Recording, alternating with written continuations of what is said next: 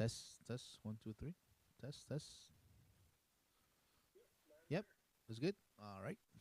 Perfect, perfect. Terrific.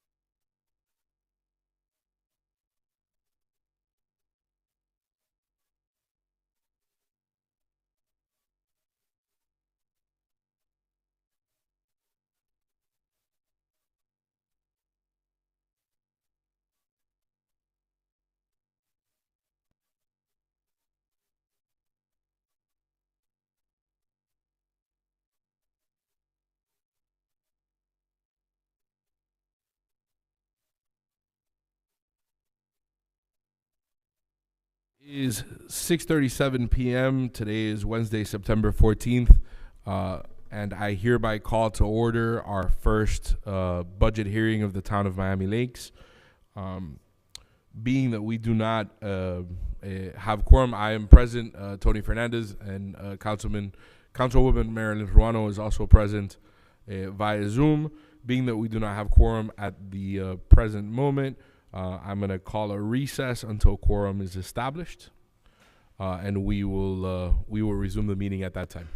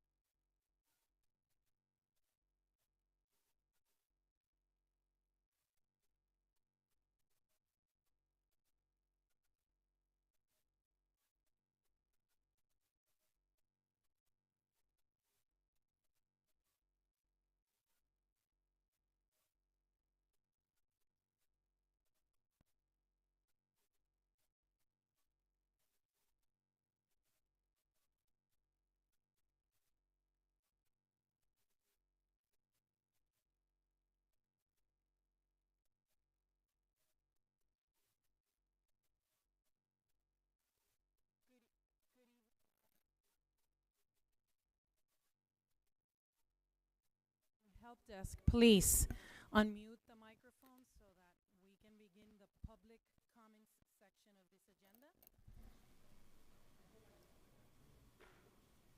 Please confirm that we are live.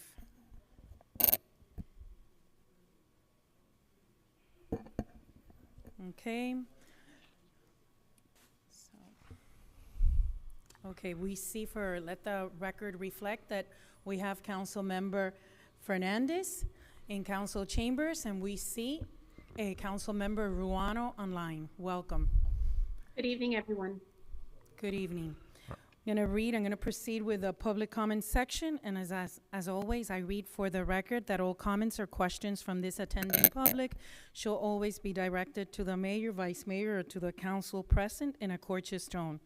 And to ensure the orderly conduct and efficiency of this meeting, public comments shall always be limited to 3 minutes, maximum per person. So welcome. If you want to proceed with public comments, just approach the podium and state your name and address for the record.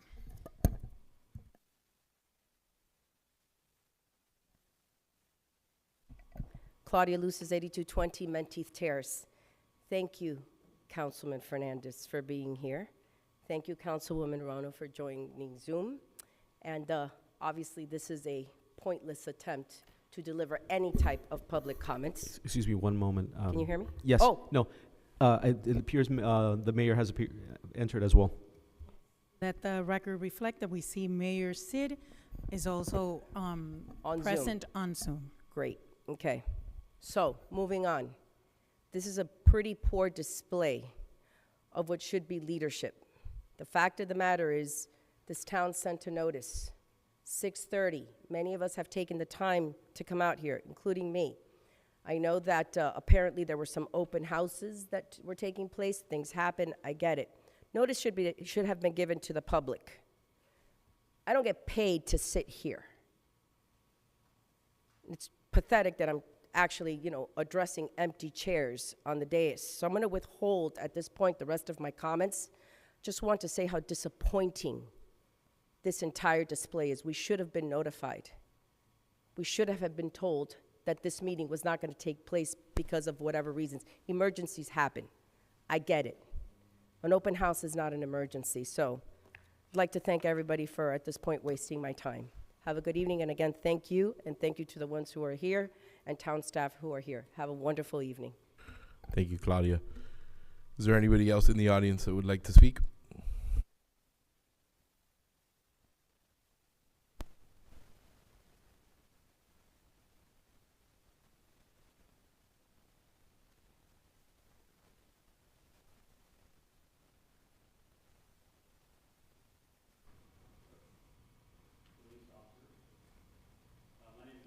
Mr. Perez, can you turn your microphone on, please? Thank you. I'll Thank do it again. you. Good afternoon, everyone. Good afternoon, Town Manager, police officers. My name is William Perez.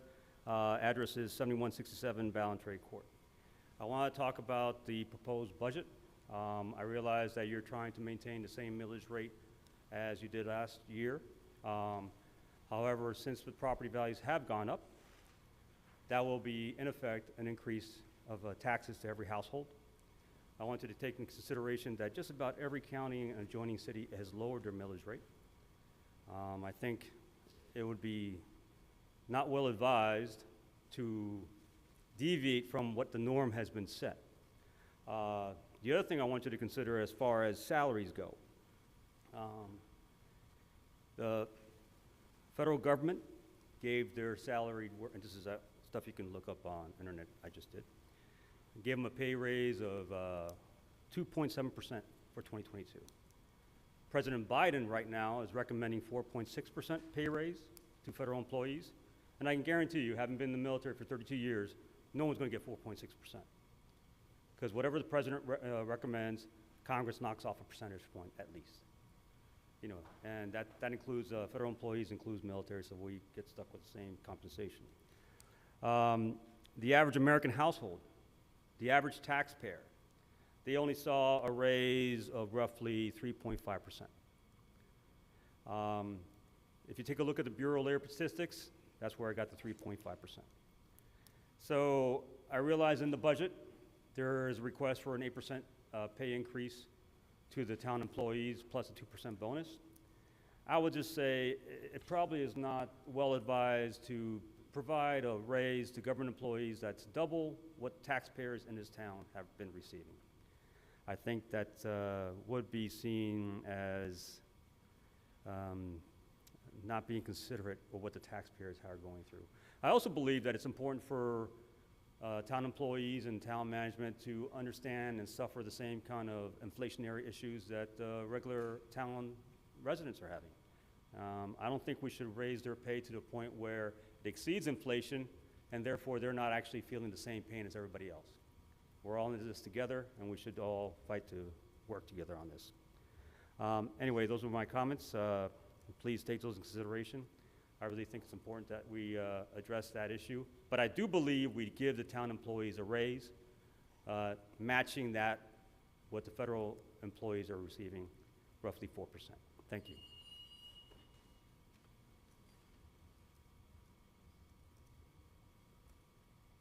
Anyone else on public comments?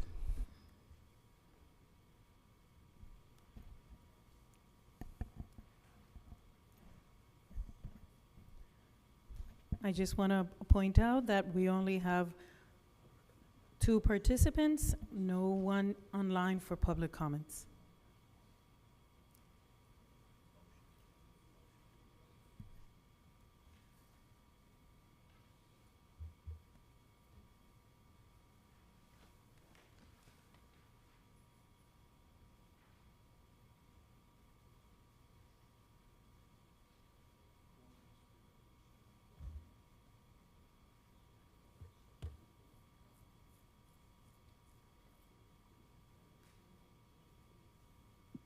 All right, at this time, we will be taking a recess of half an hour.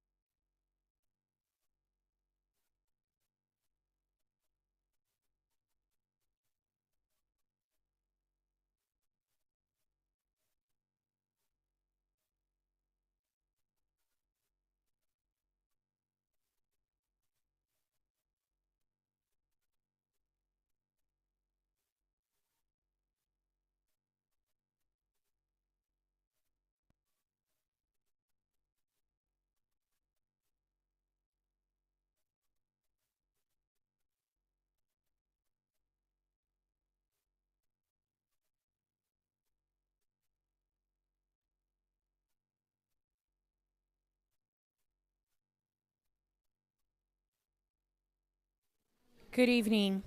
Councilmember Diegues. Here. Councilmember Ruano. Present? Councilmember Collazo. Present. Councilmember Fernandez. Present. Vice Mayor Rodriguez. Present. Mayor Sid. Present. Vice Mayor and Mayor, you have quorum. Thank you, Madam Clerk. Let's rise for a moment of silence, led by Deputy Town Attorney Lorenzo Cobiella. Let's bow our heads in prayer. We ask our Lord God this evening to be with us, to send His Holy Spirit upon us, to guide this honorable council, guide staff, guide the comments and the discussion, so that the work for the people of Miami Lakes can be done in a way that is good for everyone. And we ask this, Lord, in your name always. Amen. Father, Son, and Spirit.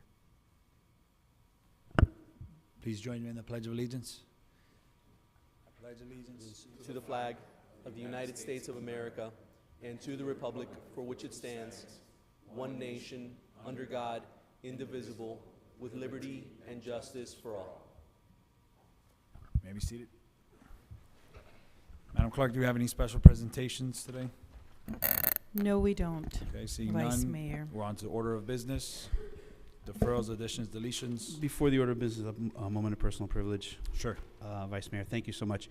I want to apologize to everybody that has been here present since 6:30. There was some conflicts with other school activities, and we want to make sure that we're attending to our families and to our delegated duties. So thank you, everybody, for your patience, and sorry that we were a little bit late. Yes, thank you, Councilman. We had open house for our kids today, so conflicted with the budget hearing. So we apologize, and we'll get on to order of business.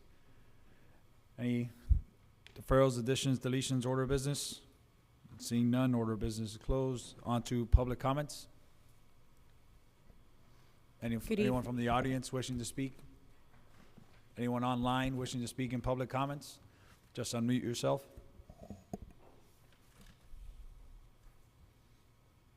None, Madam Clerk? Going once? Going twice? No one, Vice Mayor. Okay. Public comments is closed. And I don't see anything else on the agenda until consent calendar. Do we have approval of minutes on? I see something on here, approval of minutes? None. None. On to ordinance and first reading. Ordinance adopting the millage rate for 2022-23. An ordinance of the Town of Miami Lakes, Florida, adopting the millage rate for the town for the fiscal year commencing October 1st, 2022 through September 30th, 2023, pursuant to Section 200.065 Florida statutes, providing for direction to tax collector, providing for notice, providing for conflicts, providing for severability, and providing for an effective date. Mr. Vice Mayor, the way that this has to work is that we need to pass the millage before the budget, and I believe that there is a statement that the manager needs to read into the record. Okay, thank you, Mr. Manager. Yes.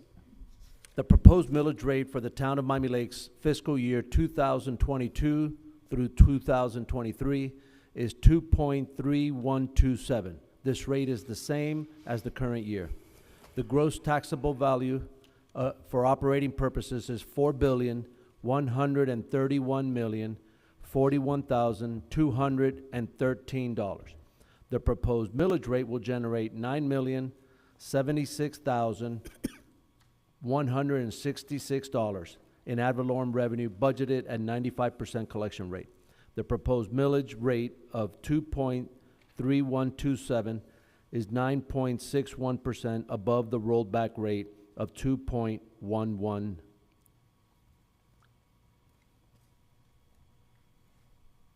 Thank you. Mr. Manager, do we have any presentations from staff on this? Yes. Can they queue up the presentation? Let's go through the presentation. It's applicable to both items, I think would be the best way. Yeah, you can have the presentation of both items. You just need to vote on the millage first before the budget. You're going to click? Understood. Okay. All right, so obviously we're here tonight for the first reading, the first public hearing of the proposed budget overview. Next. Huh? We can have the presentation. Even before we go into the presentation? No, we can do the presentation. Yeah, it's applicable to both. Okay. So in the proposed budget that you're gonna see tonight, you're gonna see all the town funds. You're gonna see the general fund, special revenue funds, which consist of the local option gas tax, the PTP funds, both the transit and transportation portions, the tree ordinance, the micro mobility fund, mobility fee fund, special revenues, impact fee fund, building department fund. Then we're gonna talk about the debt service, the stormwater utility fund, the facility maintenance fund, and capital projects. As you can see here, this pie chart represents the revenues derived into the general fund. The lion's share of the revenues are derived from ad valorem.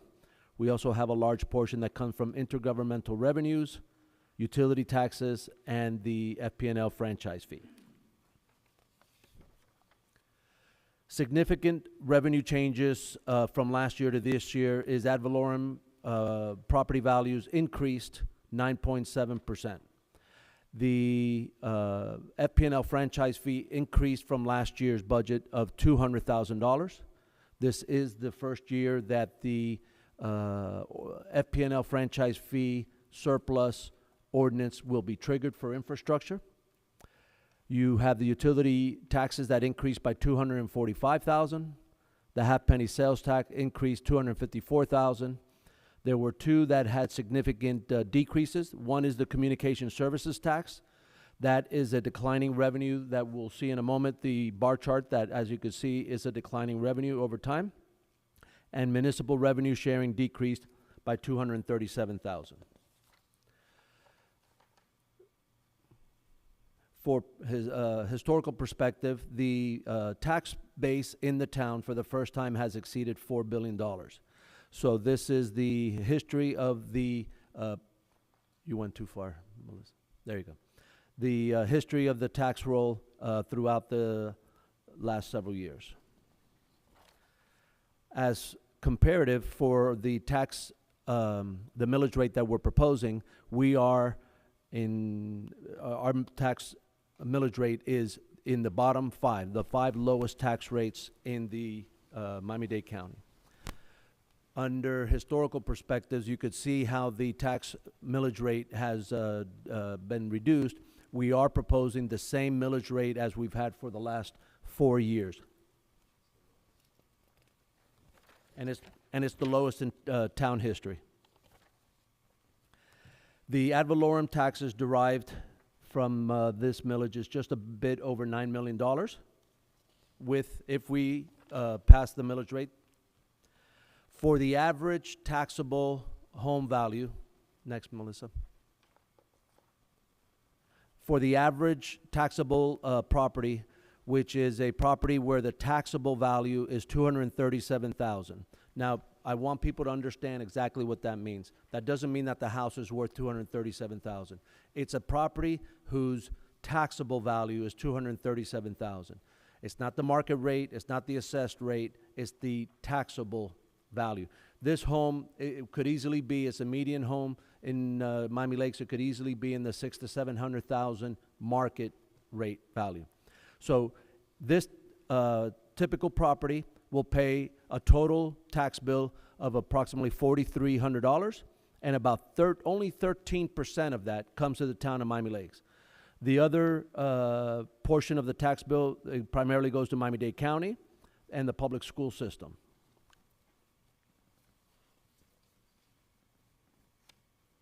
All right, FP&L franchise fees for the this year we're projecting $1.4 million. Last year we projected $1.2 million. What you're going to see is that of the $1.4 million by ordinance, $1.275 will stay in the general fund for general town operations, and $125,000 will go to the surplus fund. It's the first time in town history that this will be dedicated revenue that goes specifically towards infrastructure. Of that 125, our Public Works Department and Parks Department made a recommendation, which is before you, to allocate $50,000 towards street repair and repaving, $50,000 towards sidewalk repair and replacement, $15,000 towards tree trimming, and $10,000 towards tree planting. Under the utility services tax, we're estimating $3.3 million in revenue. The lion's share of that comes from the electric utility tax, it's 2.7. The water utility tax will be 510,000, and gas utility tax is 90,000. Communication services tax, this is the one that I mentioned a few minutes ago. It's a declining revenue and is primarily due to people canceling landlines and going more to voice over IP and using cellular phones. So this is a revenue that we expect to be declining continuously over time. The the state revenue sharing.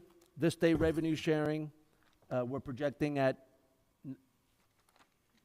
$943,000. Last year, these are estimates that we get from the state. And last year, the state had given us an estimate of just over $1 million.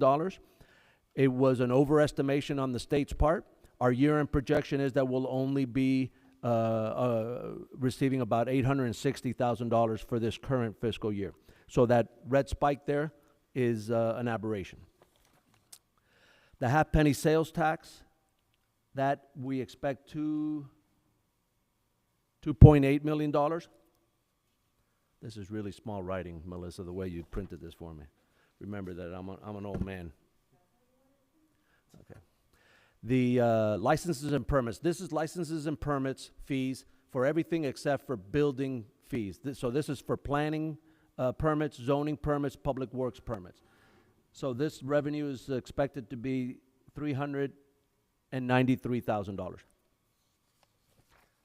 Under the expense side, the total expenditures from the general fund will total $19.5 million.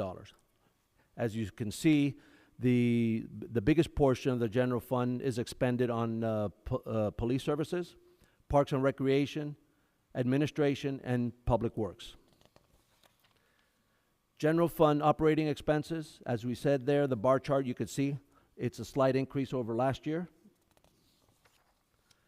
Significant changes to the expenditure side on the general fund. The proposed cost of living adjustment for our staff, we're proposing 8%. We're also proposing to introduce the same merit and bonus program that we had last year. It would range from 0 to 2% based on employee performance and evaluations. Now, as a metric to follow, the consumer price index for Miami-Dade, Fort Lauderdale, and West Palm is 10.7% for the last 12 months. This is a number that just came out by the U.S.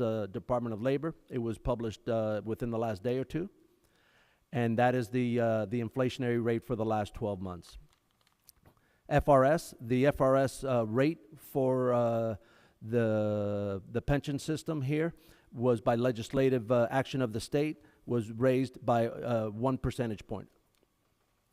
And the good news in all of this is the biggest change in the decrease is our health insurance. The item that we spoke about last night that this council took action on was a change in our health provider, and the increase or the decrease that you'll see in this budget is a decrease of 10%. The actual proposal is closer to about 11%, but for conservative budgeting, we're only realizing a decrease of 10%. This resulted in a decrease in our health care costs of over $122,000. Other significant expenditure changes, the police department, the total budget is going up by $855,000. The town attorney, as we've been speaking about for the last couple months, we have allocated a $40,000 allocation in the event that the action is consummated, the change in the retainer fee for the attorney. Under committee budgets, the committee, the committees each came before us in a sunshine meeting. and they made their case, and the total amount of the extra budget requested was $70,600, and that's contained in this budget proposal. Reserves and administrative transfers. We have a reserve for committee offset, $40,000. We show a $40,000 revenue and then a $40,000 expense. They kind of wash each other out. And what that is, it's a budgetary process so that we make it easier when committees receive donations, that we can draw from that, and that way we don't have to keep coming back to the council. In the second reading of this budget ordinance, when you see it in 2 weeks, we are going to ask, there is going to be a minor tweak in there. We're going to ask authority of the council that when committees receive money, that I will have the authority to just put it right into their budget, so long as it is for a already pre-approved event by this council. So if, for instance, they get money for something that you've already approved, like the 4th of July, they get donations, I can put it right into the committee's budget, and we don't have to keep coming back to the council for that authority. The litigation reserve is projected to carry forward $320,000. As far as transfers, we're going to have the transfer from the general fund to the sinking fund of $150,000. We are going to capitalize and fund the entry feature at 67th Avenue that this council wanted the staff to explore. We do not have a design. We don't know what it costs, but we're recommending that we put $40,000 towards that. So once we have a proposal and we bring it to you and this council approves a design, that there's money there so that we could implement it. We also have two transfers to facilities fund, one from the administration's portion and one from the police department. Those are distributed based on square footage in this building. There will be, in a few minutes, you'll see a third allocation, and that comes from the building department, and that's also based on the square footage that the building department covers downstairs.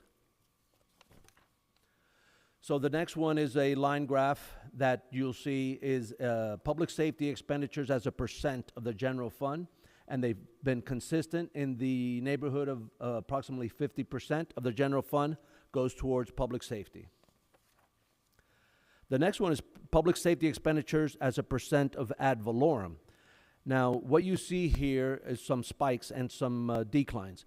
The spike in 2016, 2017, where it went from 114 up to 121, that was attributed to when we increased by 2 officers for the Satori development.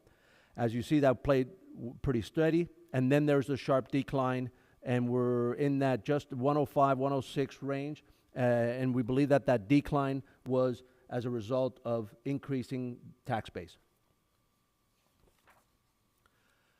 Okay, the next part is dealing with public safety. You have a memo, council members, from the major with the detail of this information, but I think we've captured the highlights from the major's memo in these bullets, the next 3 or 4 slides. So overtime for minimum staffing and manpower has remained unchanged. There's been no change. It's been approximately $14,000 each year. Did I go too far? I went too far.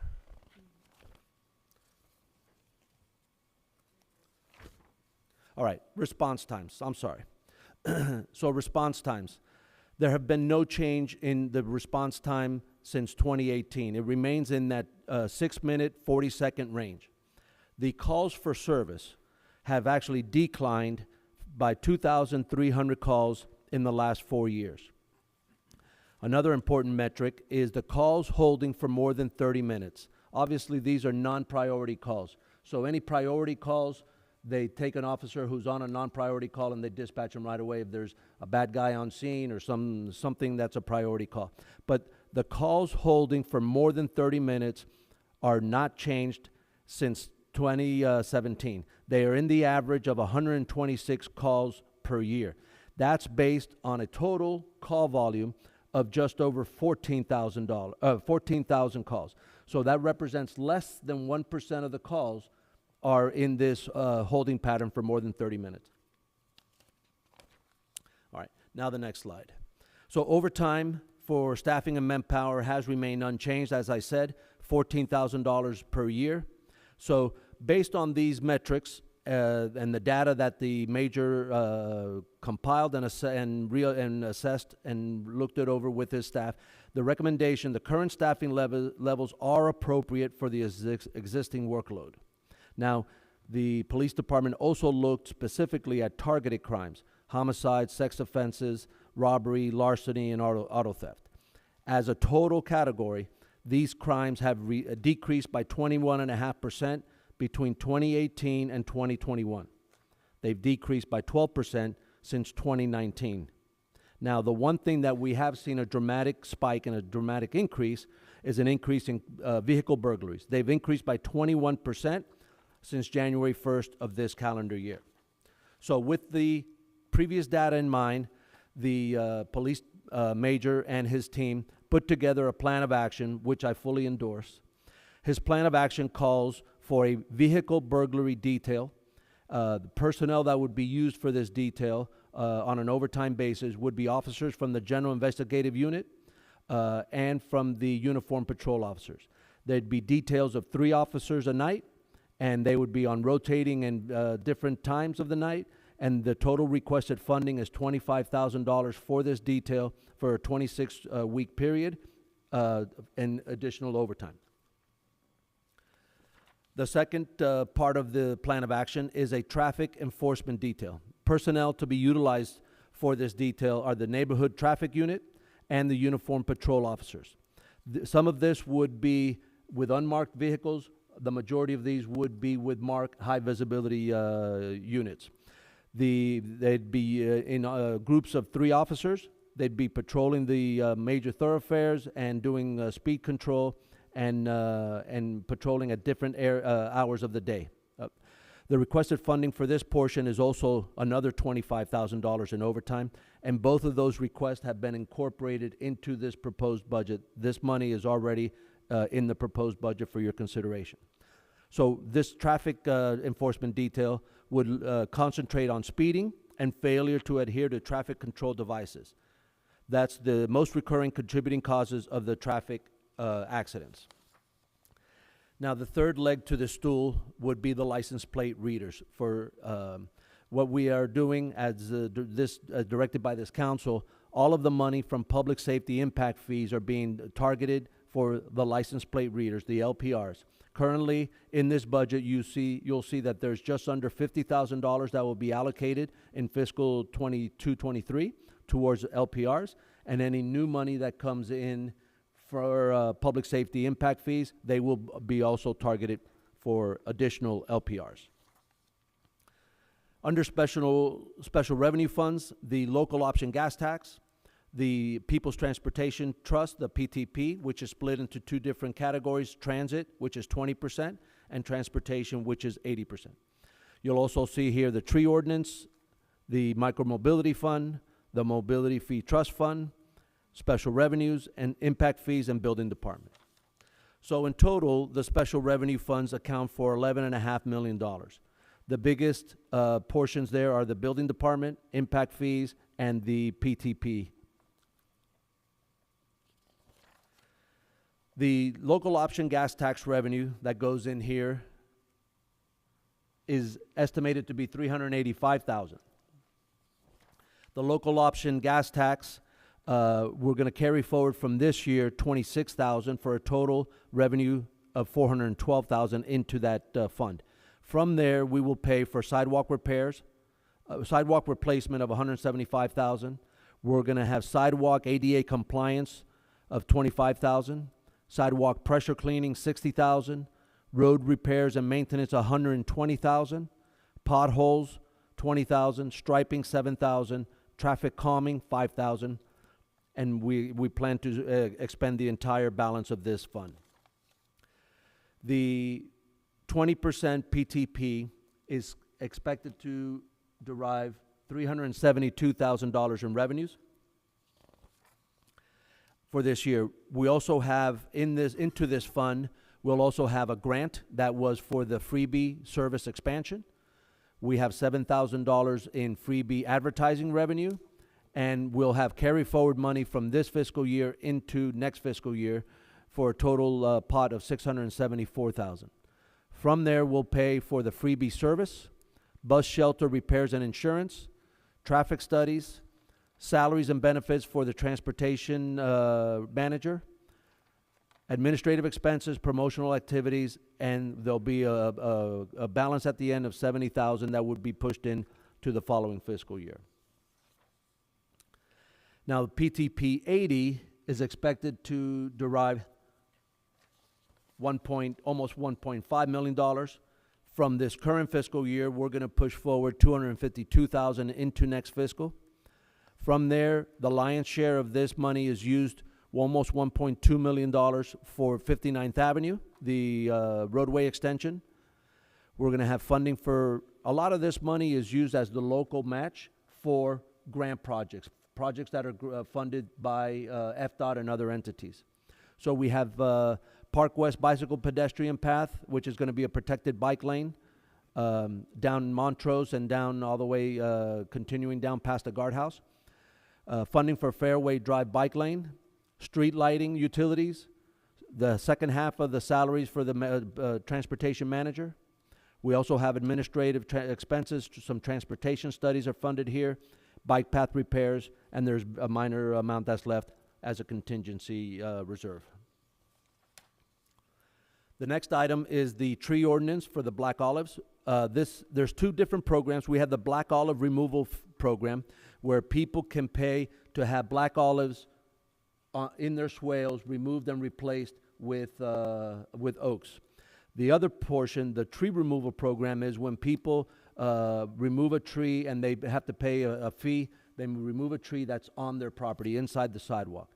So we have carry forward from this current year of $36,000. So the total revenue into that fund will be approximately $48,000. From this fund, all of these monies are used for a tree replacement program. The next fund is a new fund, relatively new fund. It's called the Micromobility Fund. Revenues into this fund come from the registration fees of the scooters, the bicycles, etc. So there's $26,000 from the units that have already been registered. Those will get pushed into the next fiscal year. These are utilized only for infrastructure of pedestrians and bicyclists. So there's restricted revenues, and we have not developed a game plan for these $26,000, but they are restricted, and they can only be used for infrastructure experience of pedestrian and bicyclists. The next item is the mobility fee. As you can see, we don't budget any mobility fee revenues. Has gotten us in trouble in the past of forecasting mobility fee. So we currently have $51,700 in there, and we're pushing those into the next year. All of this money will be used towards the 59th Avenue project. Now, throughout the year, we will have new projects that come on board that will pay a mobility fee. Those are designated to projects once we receive them. We don't try and forecast it because it's not really easy to forecast. We don't really charge those until the permitting process. So just when the projects are in the planning phase, we don't budget for those. All right, special revenues. We have two that will be carried forward, two funds that will be carried forward into the next year. One is for large parks, $199,000, and one is for greenways, $240,000. That gives us a total of $440,000. The large parks are restricted for acquisition of new large park land. The greenway funds are restricted for pedestrian and bicycle infrastructure. So $200,000 of this fund are earmarked for the Miami Lakes Greenway, the 77th Court Greenway project. That will be, it's a grant funded project that will be for fiscal 24. All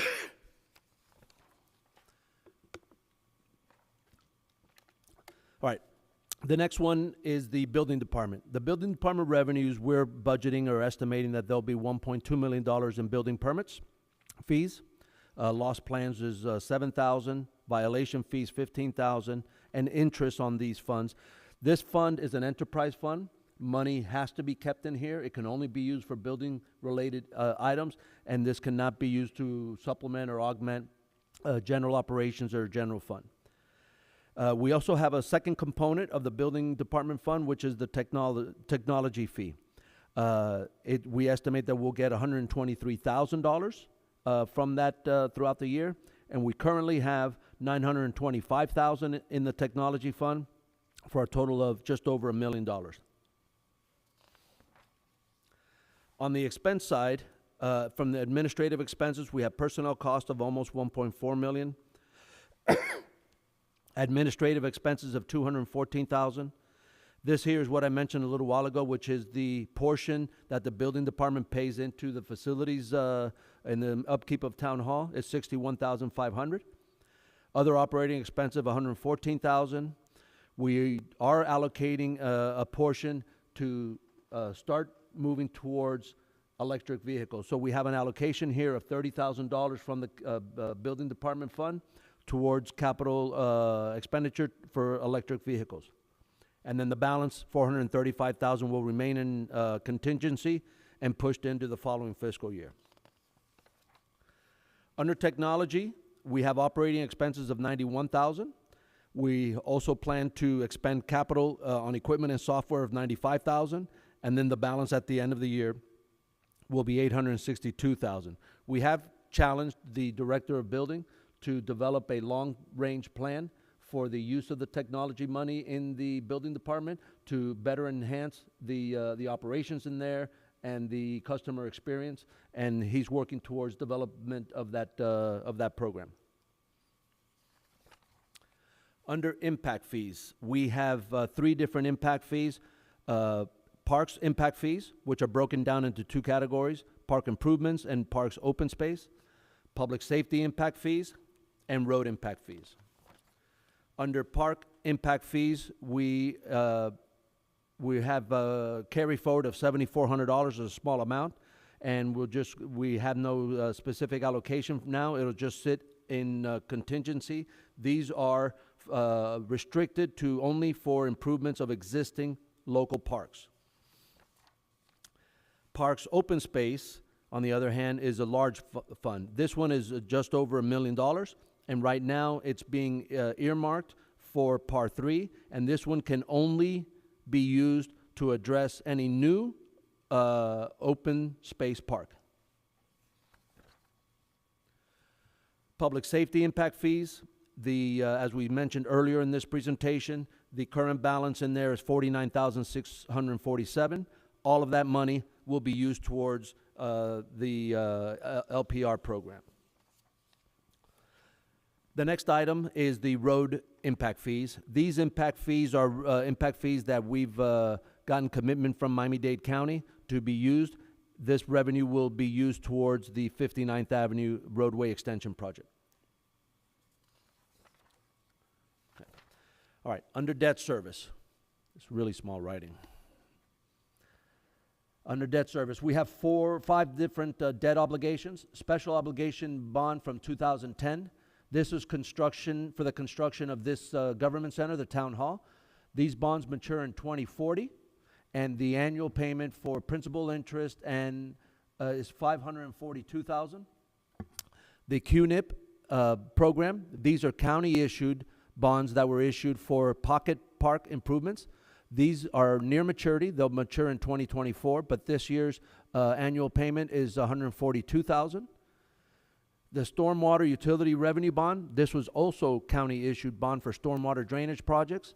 This also is a couple years away from maturing, and the debt service payment for this bond is $73,000. And FEMA-funded stormwater drainage project, which was also a county-issued project for canal dredging. It matures in 2026. This year's payment is a little under $16,000. And finally, the big bond program, which is the one that this council authorized a year ago, the stormwater utility bonds from 2021. These mature in 2051, and the annual payment is $829,000. All right, stormwater utility revenues, we're projecting them to be $2.5 million. As you see this bar graph, last year's number of $2.6 million was, there was a discrepancy on the number of ERUs. If you remember, the ERUs is the unit of measurement for the collection of this fee. So that number was adjusted. Even though it was budgeted at 2.6, this year's projected year end is 2.4. From the Stormwater Utility Fund, if you look here, we have the fees as well as the amount that's carrying forward from this year. The total amount will be $4.2 million. This money will be used for canal maintenance, repair and maintenance of the system, professional services, insurance, debt service, as I mentioned, the different bonds that are paid from this fund, renewal and replacement, personnel cost, administrative expenses, operating expenses, and then there will be $1.8 million at the end of this fiscal year, upcoming fiscal year, that will be pushed into the subsequent fiscal year. The Facility Maintenance Fund, as I mentioned to you before, money is put into this fund from 3 different sources: the building department, the police department, and general administration. The total amount in here is $473,000. From here, we pay salaries of the staff that oversee our facilities, the utilities for the facilities, and other repair and maintenance items that do not qualify for the sinking fund.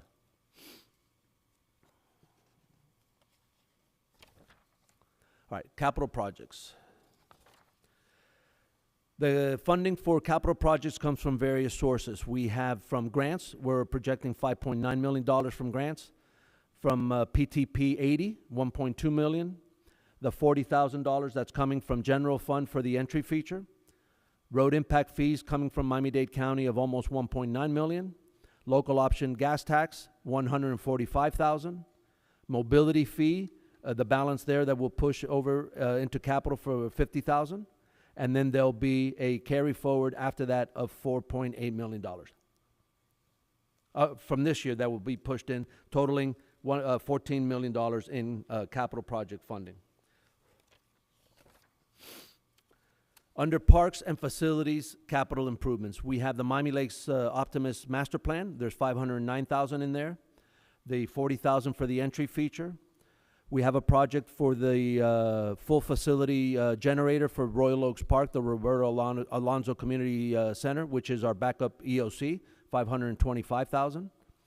The storage facility at MLOP, $189,000.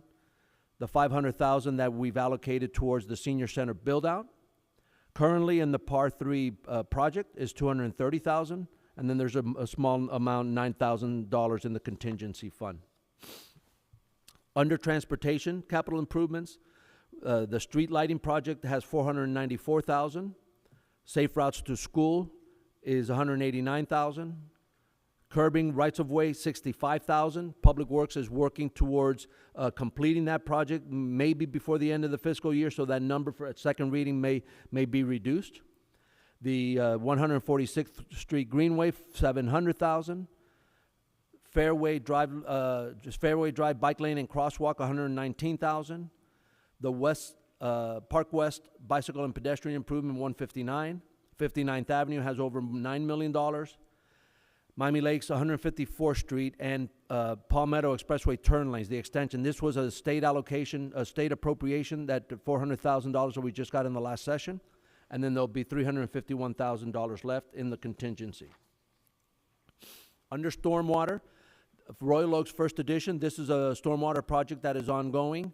This is not funded by the bond program or the ARPA fund. This is a state appropriation that we got in previous years, and that is in this capital fund.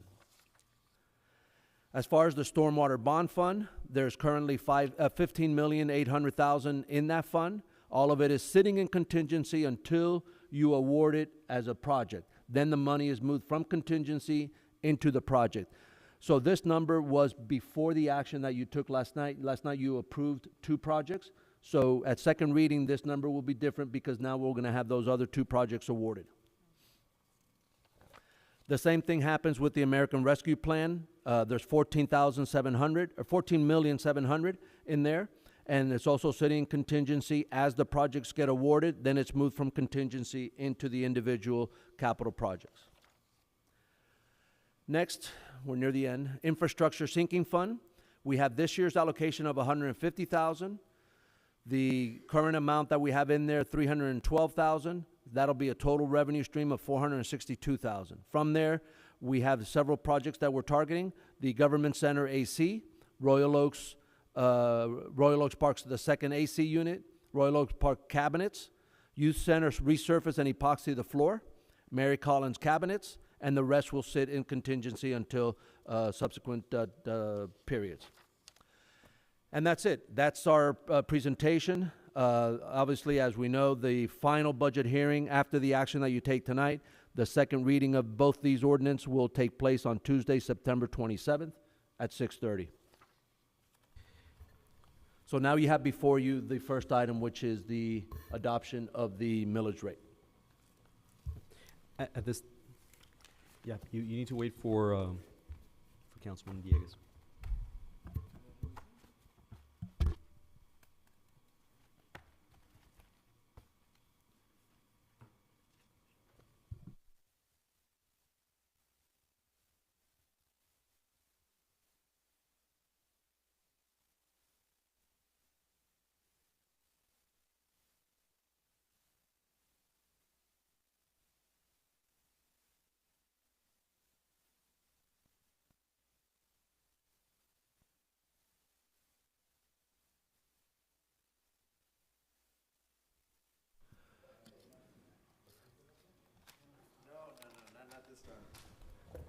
Okay, now we have, Mr. Vice Mayor? Yes, sir. If you'd like for me to read the item again? yes, please. Okay. So the first item that you will be discussing, and you should limit your conversation, even though you've heard a presentation that is both on the millage and the budget. The item that you need to concentrate first on and discuss is the setting of the millage rate. This is an ordinance of the Town of Miami Lakes, Florida, adopting the millage rate of the town for fiscal year commencing October 1st, 2022 through September 30th, 2023, pursuant to Section 200.065 Florida statutes, providing for directions to tax collector, providing for notice, providing for conflicts, providing for severability, and providing for an effective date. Thank you, Mr. Attorney. Do we have any motions on the item? I'll move it for discussion. I'll second. Okay, we have a motion and a second. Any discussion? Councilman Dieguez? Councilman Yes. Fernandez? Through the chair to the town attorney.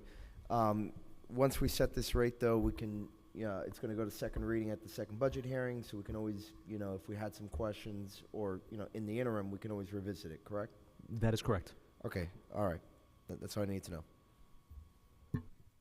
Councilman Fernandez? Nothing?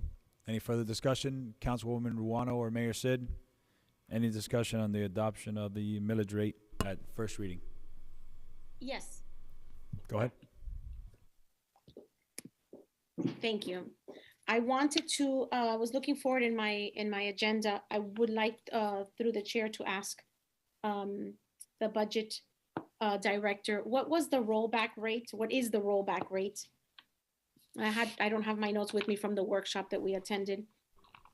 2.11.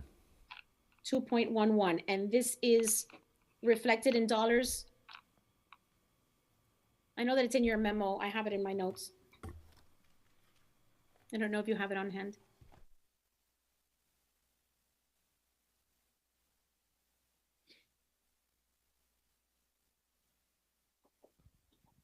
Hello. It's page 5 of the budget message. Mm-hmm. And it would generate 795,494 less in ad valorem revenue. Thank you, Melissa, very much.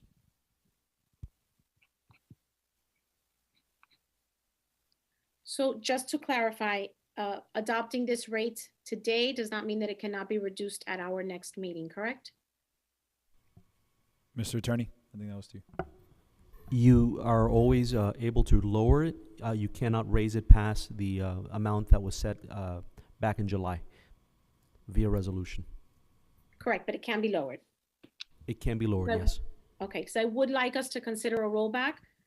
Several municipalities, the county itself, even the school board have been trying to roll back these rates in an effort to help the constituency, the inflation, with inflationary issues. And so I would really like to look into areas where we can find these funds. And at the very least for this year, I'm not promising that this will be, I know that when we do these things, right, the constituency gets used to it and thinks that we can do it every year. I know that we have a lot of projects that we want to accomplish. So it's not something that I would venture to do moving forward. But considering the circumstances that we are all living in currently, I would really like for us to try to find line items where we can find these savings and give our residents a little bit of a tax break this year. I'll second that motion for discussion, Councilwoman. I'm assuming that was a motion, right? Thank you, Vice Mayor. That was a motion to, Yes, Yeah. yes. I'm gonna second it with a friendly amendment that when we have our second budget hearing, if the manager and finance department can please identify how we would make up that $795,000 difference and where we would remove funding from specific areas. So when we have a consideration, the motion was not to lower it now, it's for them to look into it, right? Correct. Yeah. I'm okay with adopting the millage that we have discussed right now. I just wanted to make sure that we can lower it at our next meeting, Yeah. if so- we do find a way to make that happen. Right, so in that spirit, if you guys can just take a stab at seeing where we can find that savings of $795,000 and what you would allocate that to. Look, because we're going to explore it, that's fine, but the reason I asked my question at the outset was exactly because I wanted to work with the manager to try and identify some, a savings of some kind. He and I had talked about a potential 1% reduction.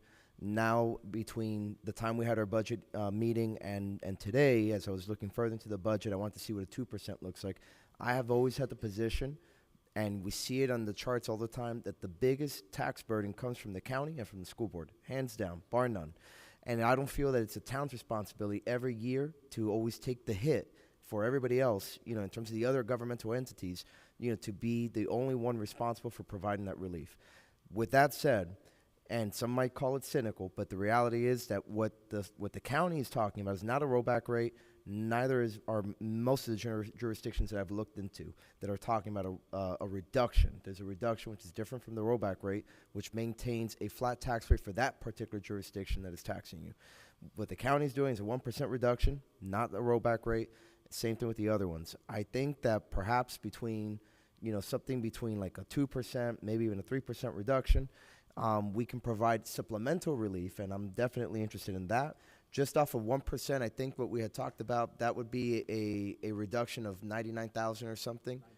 90,000. So that's why I think a 2%, is also worth looking into, in addition to whatever the county does. And I think, yes, I think the school board's also looking at some reduction.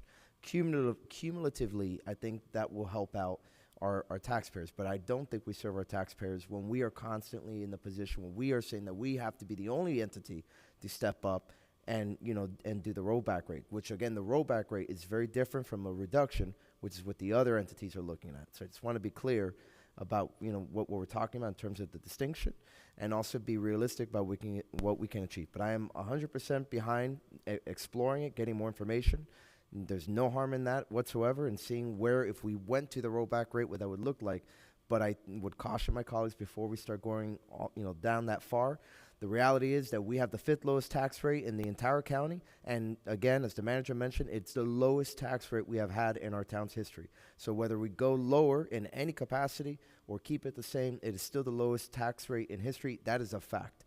So, but given, again, the unusual circumstances of this year, being in a high inflationary environment in a recession, that is why I am willing to yield and be more open to some kind of a reduction, not necessarily the rollback, but I am happy. I would love to see what that looks like. But I would also ask staff to also look at, something else, as well in between. Thank you. Councilman, I agree with you 100% with everything that you just said. The reason I asked for this is I want to see what it looks like. What services are we cutting when we're talking about almost $800,000 loss in projected revenues, right? Especially since we know that number tracks almost exactly to the increase that our police contract has this year. It's almost exactly, it's like Melissa, it's 845 is the police increase. Microphone, please. Yeah.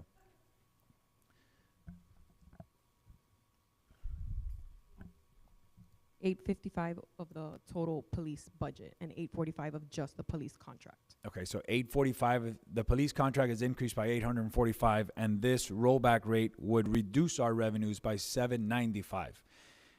This council has had multiple budget meetings, period, where we have discussed the increase in burglaries that we've seen and our residents clamoring for more police presence, especially at night. The mayor has provided a recommendation, which I honestly, with all due respect, I don't think it goes far enough to satisfy what the residents are asking for. I think we need to do more. I understand what the recommendation is, but our residents need to feel that they're safe, that their property is protected, and getting into a situation where we're starting to cut revenues and it could possibly affect our police force is something that I'm not willing to do. If we can find the savings in other places, I'm all for it, but keeping in mind that I fully intend on trying to increase that vehicle burglary detail specifically, from 25 to possibly 75,000.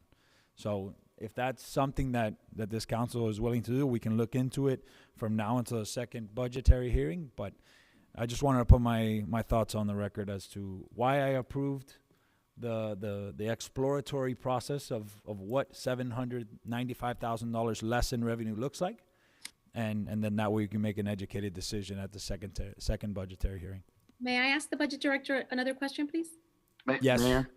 Hold on one. Right. Melissa, the councilwoman has one more question, then we're going to go to the mayor. She has a Thank you, question for Vice you, Mayor. Melissa. In the presentation that we were just looking at, can you walk me through all of the areas of increased revenues and the amounts?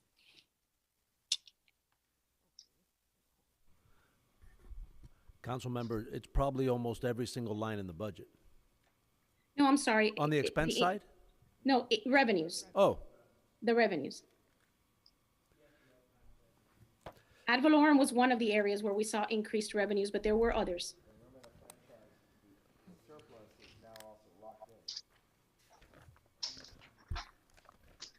So utility, FPL franchise fee, council member, was one. Utility service, Can you walk me through the amounts the total amount was 200 more, for the FPL franchise fee? right, but 125 of it has to be earmarked for infrastructure, cannot be kept and used for general town operations because of the FPL franchise fee surplus infrastructure or ordinance. Yes. So really, it's only, the only difference is 75,000. Okay.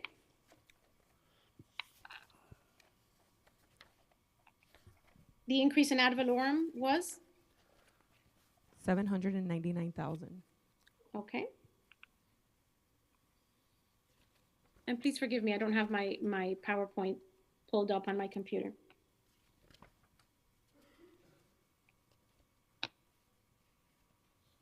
Utility taxes increased by 245,000. Okay. Our half-cent sales tax increased by 254,000. Okay. And our communication service taxes decreased by 71, and our revenue sharing decreased by 237. Those are the main revenue sources that have had significant changes. Councilmember, you should have had emailed to you, I know it's difficult being remote from here, but should have had Yes. emailed to you the presentation that we went through. It would be on slide number 4 in the presentation. It's a recap of the major changes on the revenues for the general fund. Yes, and I'm sorry, I have a tax return pulled up on my That's okay. on my screen, and I don't want to lose my place. So No what is the net increase from all? I'm sure that it's in there from all of these line items. The total net increase. The net increase. Because you had some increases and some decreases. She wants to know what the net increase is. Yes, the ones we just highlighted are the significant ones, but into every single line is gonna be obviously a little higher, a little lower, or a lot higher, a lot lower than before. Let me see what the net. So the number that I'm coming up with is 1,065,000, but I don't know if that's an accurate number. Give Melissa 2 minutes. She's doing it right Sure, now. absolutely, and you can move on. I know the mayor had No, questions. we'll wait. Oh, Mayor, you want to chime in while Melissa finds that number? Yeah, that's fine. I'm 100%. Just want to put on the record, I'm 100% in agreement with Councilwoman Ruano. I'll be voting actually no on this millage tonight, and I'll tell you guys why. When we first set out as a council, we set a priority for public safety, and we said, hey, there's probably enough money to hire 2, maybe 4 officers, and what we got back was a $50,000 plan. So it's not something that I'm gonna be one to show face to our residents to say, hey, look what we did for you guys. It's just not something that I'd be in favor. Additionally, I think not only should we go back to the rollback rate, but I also think I'm gonna add a motion if it's appropriate. So last year we exempted our seniors, our low-income seniors. I want to add to that list. I want to make a motion to exempt from Miami Lakes property taxes for staff to come back to us at our next hearing, and for staff to add to the low-income seniors our deployed military members, have them exempt from they're doing risking their lives for our town. We should exempt them from town property taxes. Additionally, our disabled first responders that live in our town should be exempt from town property taxes. And our residents that have disabilities, like are with special needs, and all 3 of those categories are easily accessible via the property appraiser. So I just want to make a motion to have staff come back to us and let us know how much money all 3 of those would be at the next public hearing. The military, the overseas military members that are in our community, they should not have to be paying Miami Lakes property taxes. Our disabled members, special need community here in our town, and additionally, the disabled first responders that have served our community honorably, they should also be getting a rebate. So I want to make a motion that staff come back to us with the numbers for all 3 of those categories. Should be easy. So one phone call to the property appraisers department. Thank you, Mayor. I'll second that. Councilwoman Ruano, the difference Same that I come up information. with is $1 million. Is an estimated about $1 million. I'm sorry, what was that, Melissa? I Okay. couldn't hear. That the amount that she was requesting is an estimated amount of $1 million. Okay, I had just pulled up the PowerPoint, so I'm at 1,064,000, but that's we're both kind of on the same number. So, and the police contract increased by 800 and what? 845. 845.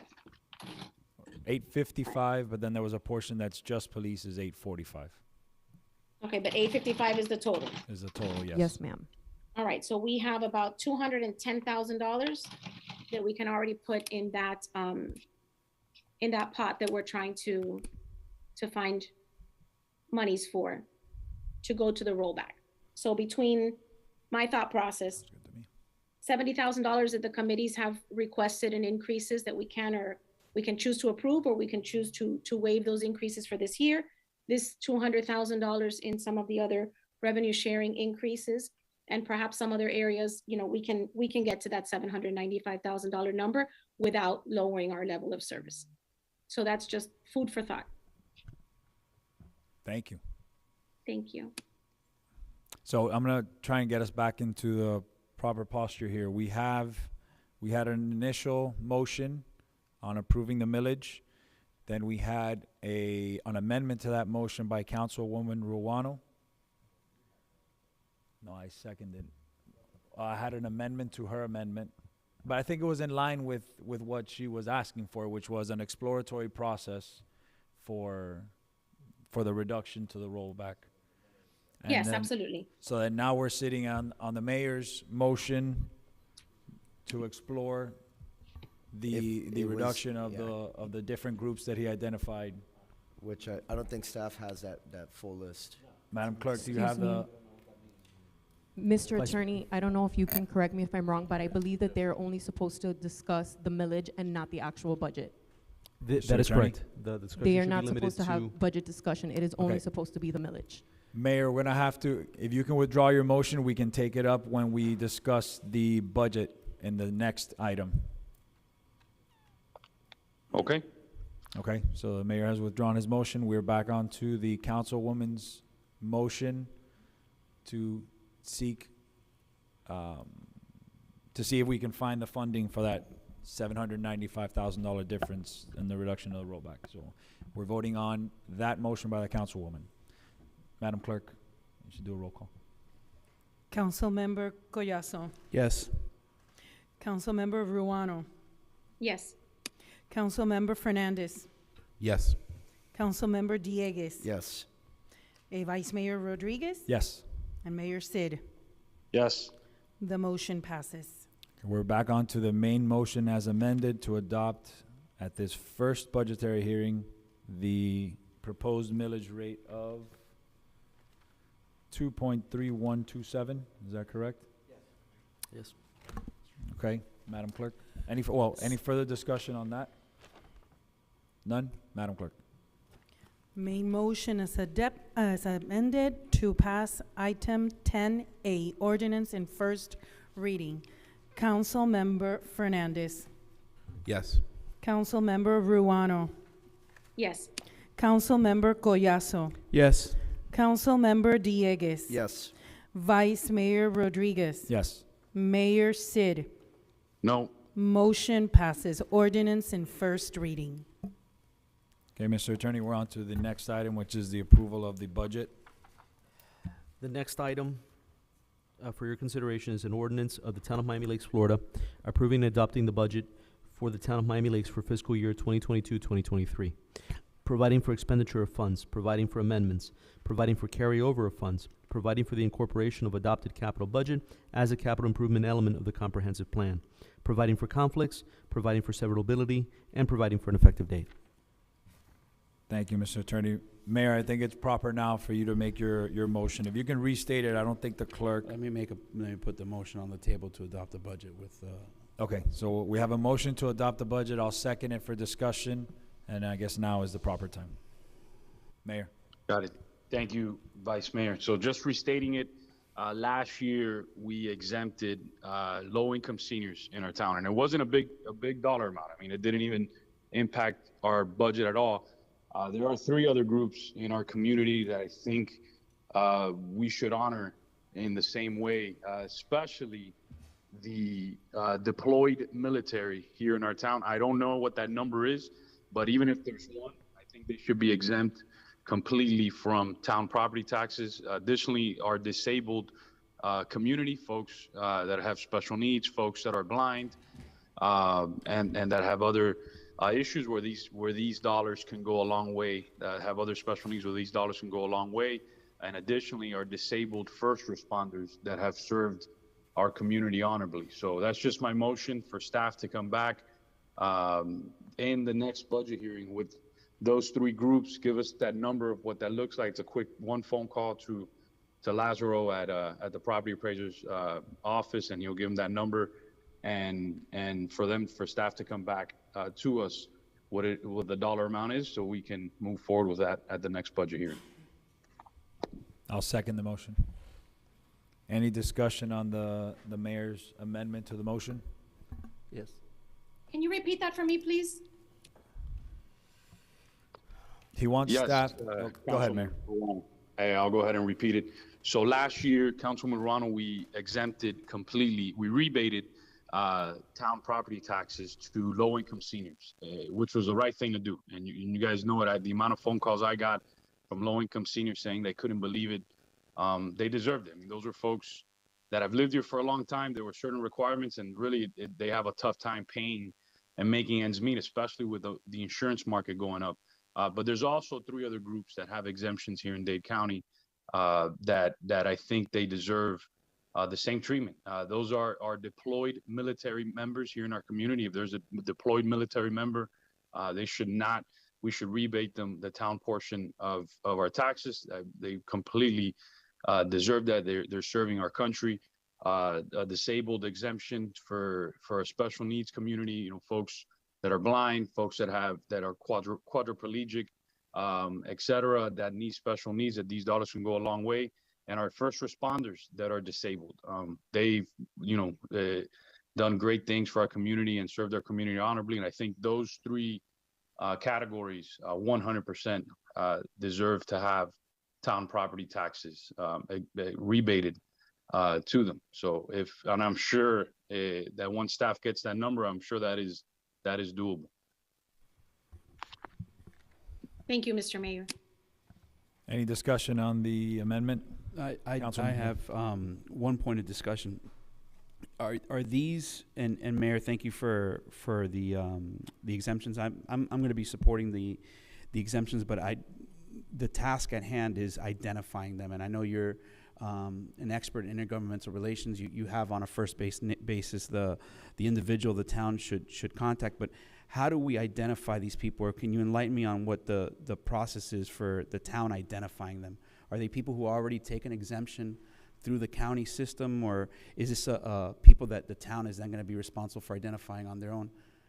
Just walk me through that process, because I'm just curious on how we identify those people. Same way that we got the list from, if you guys want to walk them through how you got the list from the low-income senior, it's the same exemption process that they have at the property appraiser's website, property appraiser's office. All we got to do is call them, ask them, hey, look, you were town of Miami Lakes. We just want the addresses of everybody that has these exemptions. They send it to us. We look at what their taxes are, and we do the same exact thing we did for low-income seniors. We send them a check in the mail. That was a process staff did last time, was called them, got their addresses, set up a nice process, and rebated to them. But I truly, truly, truly believe, and thank you, Councilman Fernandez, for bringing this up last year, because it inspired me to do more research, because I was like, what other groups are out there that maybe it's not a humongous number in our community, but it is enough that we're going to impact their lives. And who more better deserving our deployed military or the members of our community that are disabled, and those were first responders that served our community honorably. Perfect. So yeah, Councilman Collazo, that would be the process. Yeah, no, and now I get it. It's an exemption that's already being taken at the county level. So these individuals are already individuals that have had this exemption taken through the property appraiser's office, and they're identified. So it's not like we would be asking individuals to disclose if they're disabled or not. We wouldn't be getting into any HIPAA issues. These are exemptions that are already pre-disclosed at the property appraiser's level, and we would just be asking them for that list, correct? If I may, the 100%. The list for the senior exemptions, I did not need to call the county for that. It is on their website. That is where I received that information. It is open to anybody that goes to their website. On that same list, there is nothing there for the different items that the mayor mentioned. However, I guess I can make a phone call to the property appraiser's office to see if such list does exist. It's missing, I think, the special needs population, if I'm not mistaken. Yeah, I'm looking at the exemptions on here is deployed military, disability exemptions, so it's So under disabilities, there's civilians and veterans. Civilians are blind persons totally and permanently disabled, certified as being quadriplegic. There's a bunch of a lot of other members in our community, if they're special needs and they have a disability, I mean, they are part of that exemption. And through the chair, and again, I don't want to sound repetitive, but it sounds like what the mayor is doing is just piggybacking on exemptions that the county has already taken. So this is not reinventing the wheel. This is kind of piggybacking on the inspiration that Councilman Fernandez got last year, and these are already exemptions that are already in the county records. So it might be a little bit more cumbersome than just a phone call, but I get the gist. It's somewhere where it's easily accessible to us, and it's not necessarily something that's going to we're not recreating the wheel here. So we'll find out. Yeah, I'm completely in support. Vice Mayor, just want to be clear. Last year, when Councilmember Fernandez proposed the senior exemption, It turned out that we could not, because originally the intent was to get the entire list of the folks that qualified for the exemption. Some people were paying 1,000, some people were paying 100, some people were paying 8,000, and rebate all of the city taxes back to them. It turned out that that was illegal. We couldn't do that, and then we reverted to the process that we coordinated with Councilmember Fernandez to have a fixed dollar amount. For everybody who qualified for that exemption, we had a fixed dollar amount. Everybody, I think, was $175, got rebated back to them. It had to be a rebate. It couldn't be, hey, you're not paying any more property taxes. So I assume, I guess, Mr. Coviella, through the attorney, will do the due diligence and research to figure out if these other exemption categories, it would have to be probably treated the same way. So we'd have to come up with a total number, whether it be the seniors, deployed military, disabled first responders, come up with a total. The head count's gonna be whatever the number is, 1,000, let's say. And then you have to probably figure out how many dollars you want to attribute to that program, and then we do the math, and it'll be whatever, or unless we can work it the other way. If we say, okay, the number's 1,000, and you want to rebate back 100, 200, whatever the dollar, and then we can tell you this will cost X number of dollars to fund this program. So we'll do that math, and then you're going to have to make some policy decisions to give us some guidance. And through the chair to the manager, not that it changes my opinion on the exemptions, but did we rebate individuals more than what they paid? I believe that there may have been, right? I think some had gotten, because of their previous, because some of them already had, so many other exemptions that they were almost down to virtually zero tax, and we rebated them dollars that they did not pay. Melissa, am I saying that correctly? Is that accurate? Yeah, there's some individuals So that we're taking away from a taxpayer to pay a rebate to somebody. If I understand it correctly, it is possible for somebody who only paid $100 in a tax to get back $150. Yeah, I believe that happened, but I wouldn't want to put my head on the guillotine over it. Let me find out for sure. I don't feel comfortable doing that. I believe that did happen, but some cases, I wouldn't say it was rampant, that it happened to a lot of them, but I believe some people on the lower end of the scale, that the rebate was higher than what they had paid in city tax. So the way the county does it is they give a lump sum check. They give a flat rate. Ours, when we went through it, some people were only going to get $1 check from us. Others were going to get $200, etc. So we kind of mimicked what the county did and did a lump sum for everyone that was a senior, that qualified for the senior exemption. Why did we do that? Because we can't give rebates. We're exempt. And I don't have it right in front of me. I can bring it back to you second reading. But I had done the research last year, and from what I remember, we are exempt as a municipal government from doing that and exempting. And also we can't do it based on, if you want to give a money back to a certain group for a certain reason, right? And you can do that. It's general fund dollars, and you can spend them so long as it's for a municipal purpose. Then it has to be equal to that class as a flat rate. It can't be different.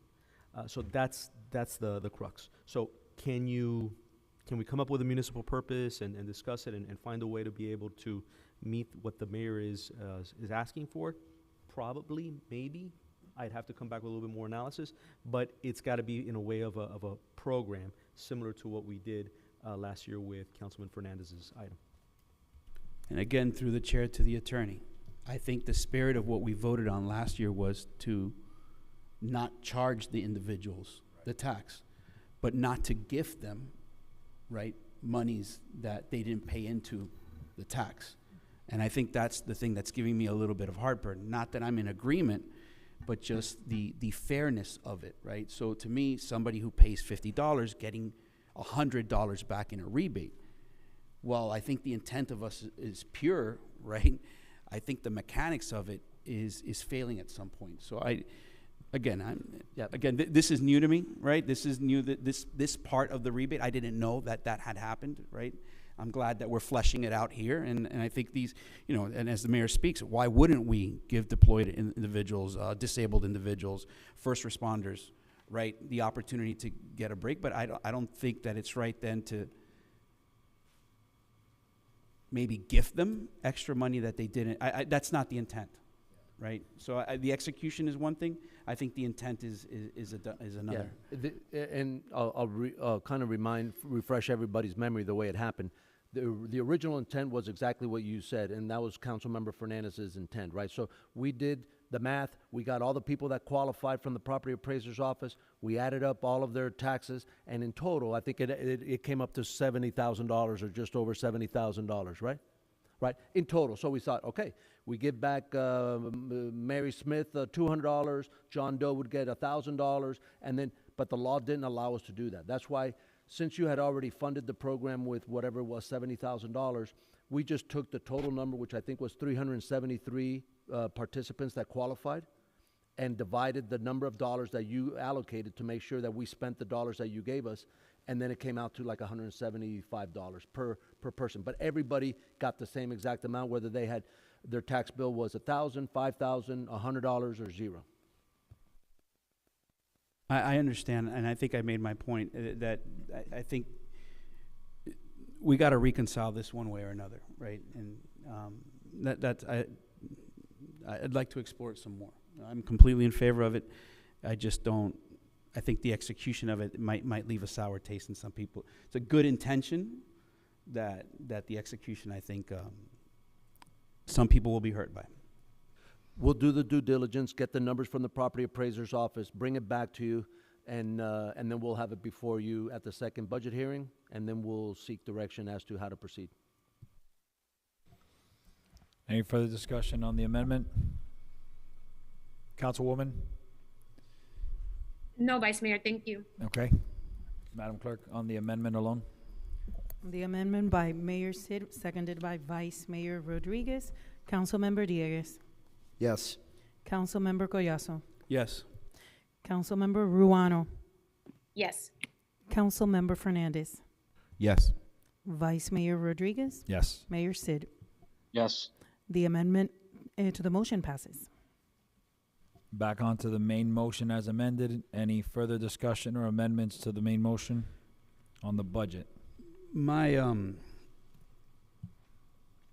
do want to give some feedback, and it's nothing of substance, but I feel a lot of us are pulling in different directions. And if it comes to the second budget hearing and we're doing this on the fly, this is a train wreck. Look at this, what we just went through here. We just found out, something that I think is significant, right? That some individuals maybe got more than what our intention was. I know we hate workshops. Our attendance has been abysmal on them, right? But just like when we were going through a very lean budget, we all sat at a table, we got to understand the issue. I want to make sure that this is not something that we're trying to do on the fly the day of. So we either have individuals meetings with the management to completely understand where we're coming from. We try to be a little bit more transparent with what we're trying to do, whether it be with police services, whether it be with the bonuses, whether it be with these rebates, but try to flesh these things out so we don't do them on the fly. Our job is to pass this budget and to set policy. Let's do it in a responsible manner, not in a manner that may lead to something that is not a good work product. I want to be able to say, I'm proud of it, right? And to that end, I just want us to consider, I'm getting the feeling a lot of us are pushing in different ways. I want to make sure that we're listening to each other. I think that's important as well, and not trying to compete with each other. So I'm willing to dedicate some time to that process that I think was healthy. I think all of us that went through that on that lean budget year, it helped us get through a really difficult time. We have a different set of circumstances, but I see us pulling in different directions, and I would be open to a workshop to make sure we flesh out these ideas together. I'd be on board with that as well. I think on the budget, we usually do have good attendance. It's just when we have an excess of workshops, that's just, I think that's where most of us, say that's too much. So we have a motion and a second on a proposed workshop. I'll move what the council member intended to set up a workshop between this hearing and the next budget hearing. Yeah, and again, I'm going to second it, and it's for the purposes that we're comfortable with the work product that we're presenting during the second budget hearing, and at the same time giving the individuals from the public the opportunity to see that, because I think that was healthy as well, right? When there was individuals from the public that saw us, how did we get to that point, and we're all comfortable with that process. So I'm, if you're making the motion or I make the motion, or I'll second it, or if you made it, if I made it, I don't know. I'm going to take it as the Councilman Collazo's motion, seconded by Councilman Dieguez. I'm good with that. Yep. Mr. Manager, yes. And as a result of that year, that lean year that we had all those sessions, that's why this year we did set up the sunshine meetings. We had the one that was just for committees, the one just for general fund, the one just for the entire budget. With that, as a sunshine meeting, not any meeting that you guys would make decisions, but it was a working meeting to flush all these things out. And so here we are. What I like to have direction is daytime, nighttime, because we may very well get there and we don't have the the response necessary to accomplish the mission. So I'd like to have some idea of the preference. Is it easier to have a greater turnout at 9 in the morning or 7 at night, or because it's a working meeting, so it could easily go multiple hours. So, especially considering, where we are, and there's a lot of, like the council member said, pulling in different directions. So I'd just like to know what is the preference from the council so we can properly schedule it to enhance and make it worthwhile. I'm comfortable with 7 and, till we get it done. And I think that's what we did last time. We locked ourselves in that room from 7 till we get it done. And I'm comfortable doing that, maybe. I would propose next Monday as a date. Yes or no? Actually, Mondays work for me. Yeah. That works for me as well. Monday the 19th at 7. Yes. Councilwoman? Checking my calendar. Mayor? Yes, I'm fine. And I think another important part of this dynamic is if we can all try, and I understand the dynamics but if we can do it in person. I think one of the things that helps us communicate and listen to each other is when we have each other present. Being present is an important part of listening. So if we could, and I know sometimes there's mitigating circumstances, we can't be present, but a physical presence, I think, would help us get some of this work done. Okay. Monday the 19th. Monday at 7, yep. So Monday, the 19th at 7 p.m. Can I do the roll call for the motion? No.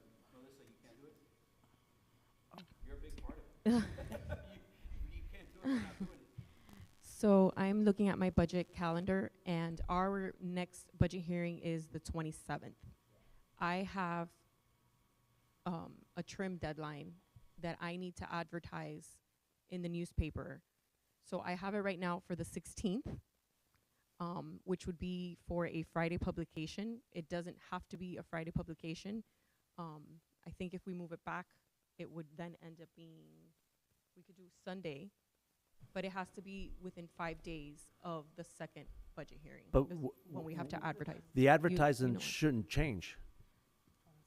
If the budget changes, But the work in the sunshine or their workshop is they can't vote. So they can kind of give all the action will have to take place at the second budget hearing. I think she's talking about, or are you talking about that you have to advertise the full budget, right? I have to advertise the budget summary ad. But you're gonna advertise the same budget that you would advertise had we not had the meeting. Unless there's motions here tonight that you are able to take legislative action, motions or amendments to amend the budget, we would re-advertise the same exact budget, and then everything would take place at the second budget hearing. To Councilmember Collazo's point, we can do all the, the dirty work at the workshop, but you can't take action at the workshop. Yeah, agreed. You can have direction, But you're gonna have to have a laundry list of amendments to make at the second budget hearing based on the, what comes out of tonight. Going back to what the manager just said, yeah, with these budget hearings and the way that the millages are set and everything, it's strictly, the statute's very strict on how you do it. So at the workshop, it's a wonderful idea to flush out the ideas, like Councilman Collazo just said, so that the next budget hearing, you're prepared and ready to make your motions and your vote. But you can't vote on during the workshop. No, I think that's very clear. We're going to, at that workshop, come with a laundry list, and at the second budgetary hearing, we will have our list of amendments Well, or amendments, motions. you can compile the list of amendments. You can't actually make them until the second budget They'll be hearing. made at the second But you budgetary. can all kind of come with some informal consensus as to a laundry list because that way at the second budget hearing, you just go, unless there's I've not heard unanimity. through the chair, the vice mayor suggested 75,000. You already have some leads, right, of where we're going. The councilwoman suggested what are different incremental rollbacks up to the full rollback. What would different things be cut? It's the same exercise we went through the lean year. It's just in reverse. It's the exact same exercise that we did, and somehow we made it through. And I think we were all proud of that work. I want to do the same thing, where we all come out of that very transparent, very proud that we all put in the work early on, and what we fleshed out, got us whole and got us through a turbulent time. So, and I know Councilman Dieguez has some things, he prefaced it by saying, look, I have some things on my mind. If we all lay them out there, it will not be the train wreck that could happen during that second budget hearing. And that's exactly what I want to avoid. So, I think you have some guidance here where we can start creating the framework where we all feel comfortable going. That's it. That was the whole intent behind it. Well, we already have direction to get us options, right? I was avoiding that word like the for you to plague. say it. Some hybrids would be great too. Yeah. And next we'll be piggybacking. All right, so we're back on to So in the that main amendment, motion as amended. so that a motion I'm sorry, from Councilmember. we're on the amendment Right. for the meeting. Right. Okay. Amendment number 2 Amendment, from Councilmember so we have a Collazo. workshop. Correct, to have the workshop on September 19th at 7 p.m. Councilmember Collazo. Yes. Councilmember Ruano. Yes. Councilmember Fernandez. Yes. Councilmember Dieguez. Yes. Vice Mayor Rodriguez. Yes. Mayor Sid. The motion passes. Back onto the main motion as amended.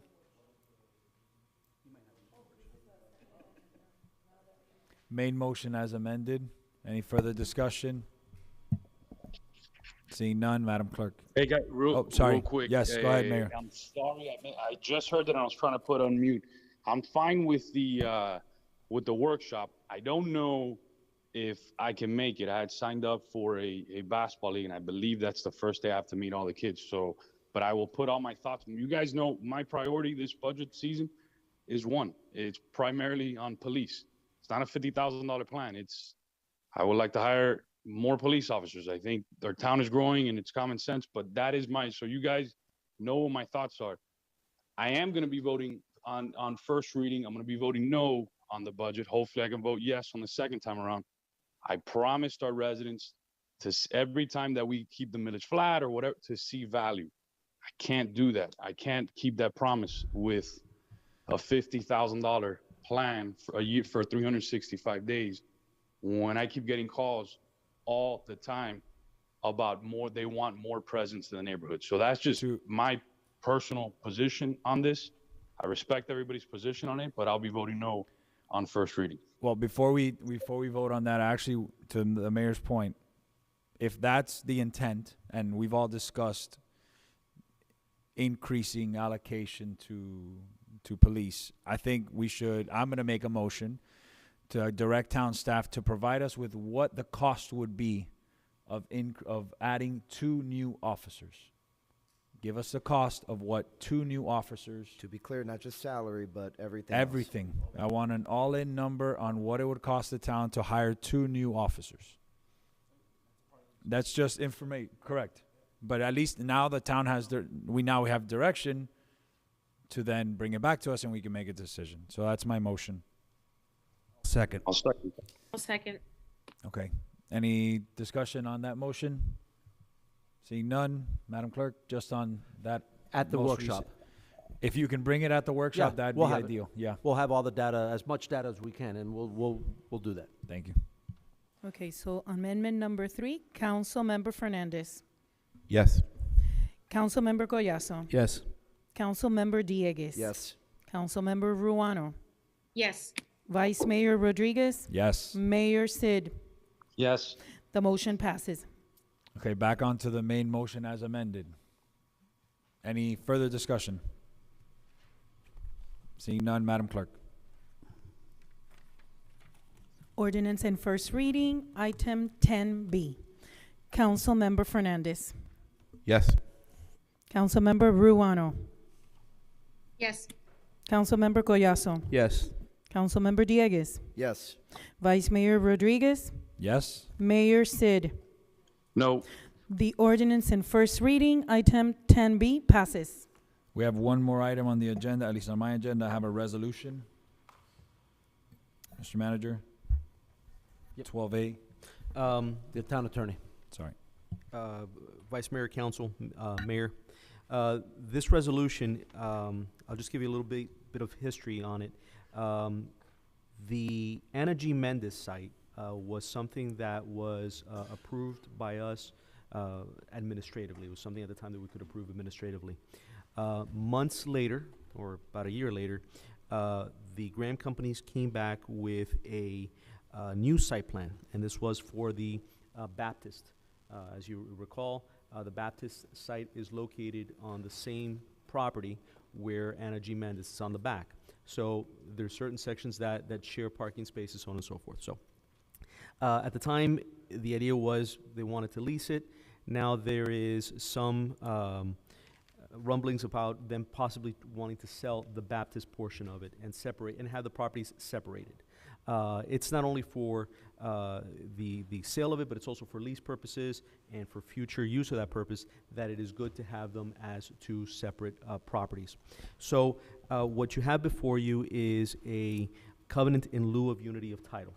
What this does, and it's something that Ms. Alonso and I worked together with the Graham companies and their attorneys, is a document that allows the 2 properties to be leased separately, that allows them to be sold separately, that allows for cross easements on both properties, but more importantly to us, it provides certain protections that should they either property be sold in the future and they wish to make any changes to those site plans, they must abide by that site plan, and if any changes are made, they have to come back to the town. And the town can withhold any permits in the future or any orders in the future should they that be violated. And so that is what's before you today. I'll move it. Second. We have a motion and a second. Any discussion? Yes. Mayor? Yeah, it's a little interesting the way that this is coming about. I wish I would have gotten a heads up on it, because I do remember the Ana G. Mendez vote, and I do remember that we explicitly allowed for the platting of that property. I'm fine with it, but I don't know, just the whole mechanics of this is a bit wonky. So just wanted to put that on the record, because I do remember that vote very clearly, and I remember at that time that the replatting was even talked about of the triangle piece. So, Mr. Mayor, what happened there originally was they came in to us with a waiver of plat for that whole area. And that was something that this council approved, then it went to Miami-Dade County, and it was finally recorded. What's before you today is that property that you approved, that waiver of plat. They're seeking the ability to, since there's 2 operators and there's 2 distinct functions going on in the same let's say, platted area. You've got a hospital emergency room and you've got a university, and there's two different operators, is the ability for them to be able to have separate leases or convey them to, Ana G. Mendez and Baptist, be able to operate them as two different properties. Once this passes, it'll be recorded and two folio numbers will be provided for each property. But it also protects the town because obviously we gave them two different site plans. Those site plans work very well when they're together the way they are now, but should they be sold and changed, then it affects certain zoning in that area that will be inconsistent with the rest of similar areas that are zoned in the same fashion.